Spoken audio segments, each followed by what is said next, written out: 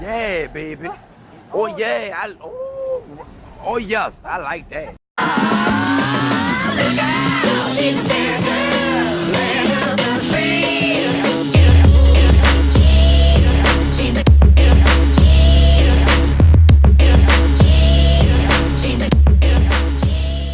It's your girl DeLaurian, and I am back and so much better than ever. Let's get right down to it.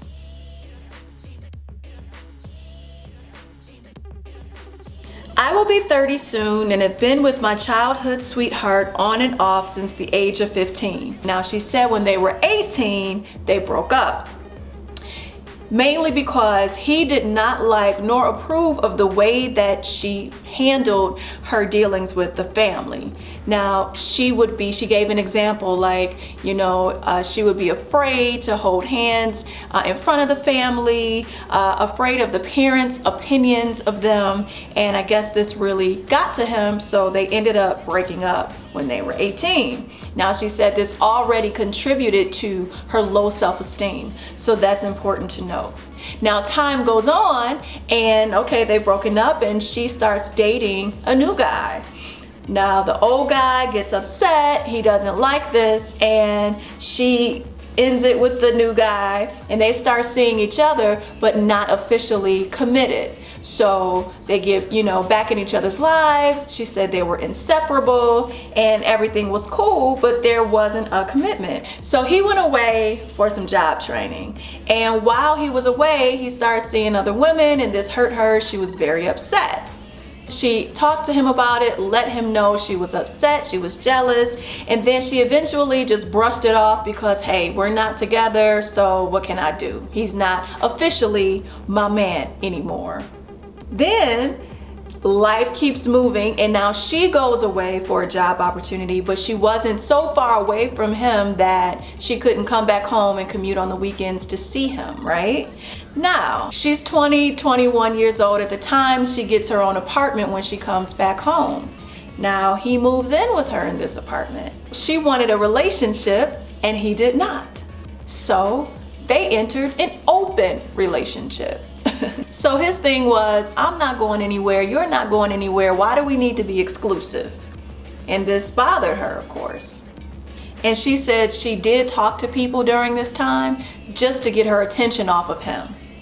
She finds out he's talking to someone else. He finds out she's been talking to someone else. So they've had these kinds of situations off and on until eventually he says, let's cut all ties with everybody else. He comes back to her and he says, let's start over. Let's be back together, exclusive in a relationship.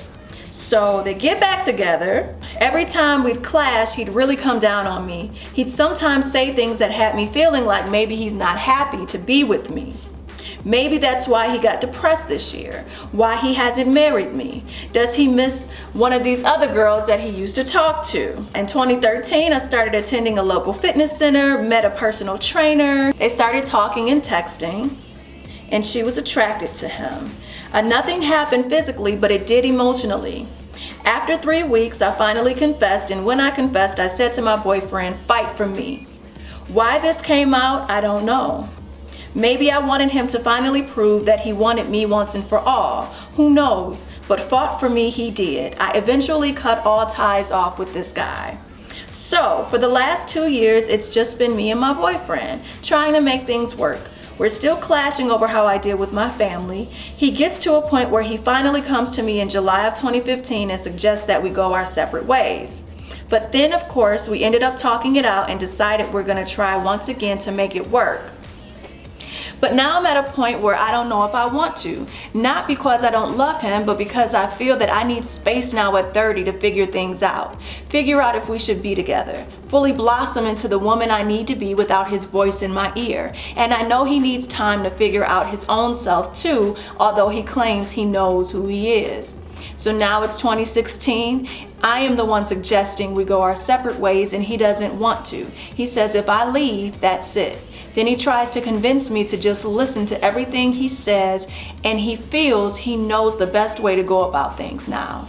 So we are at a point where we both love each other and don't want to lose each other, but we are not fully happy either. not just unhappy with each other, but our lives, period. If I could tell my 20-year-old self anything, it would be to remain single until you figured life out as an individual. But we are almost 30 now and have invested so much time together.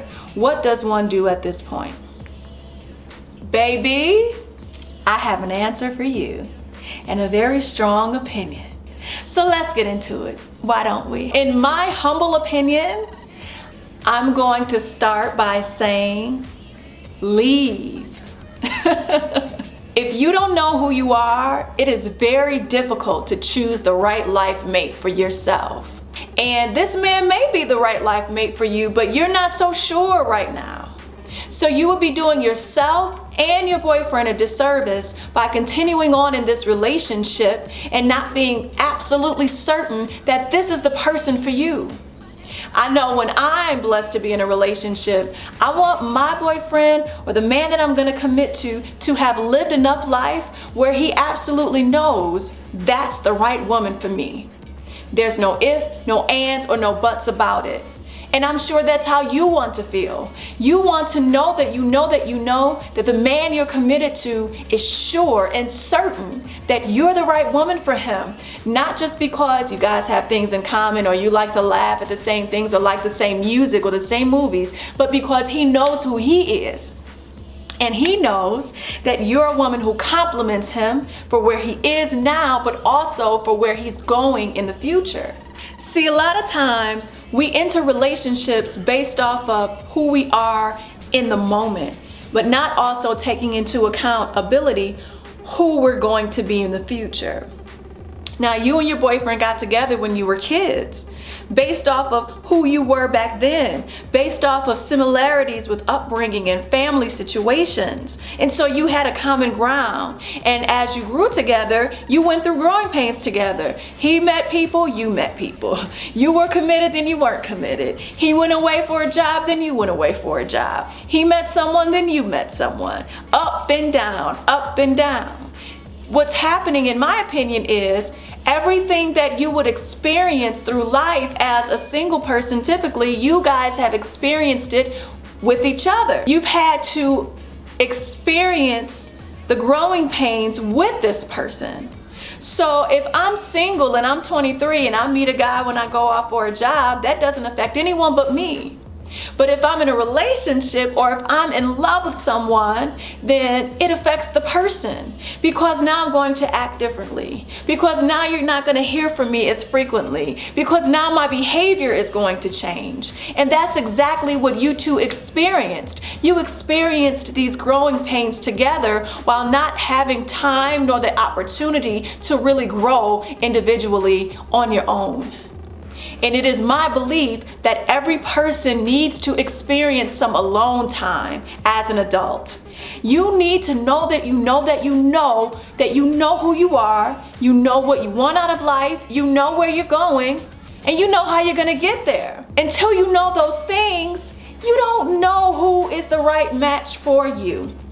And that's my honest opinion. Because I can't choose a man based off of what I don't know.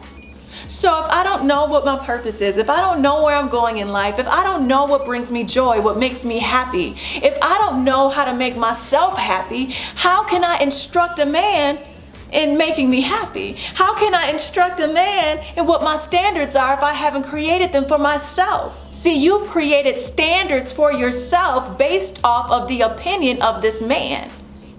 You don't even know what your own opinion is about some things. You can't even stand in your own 2 feet in dealing with your family.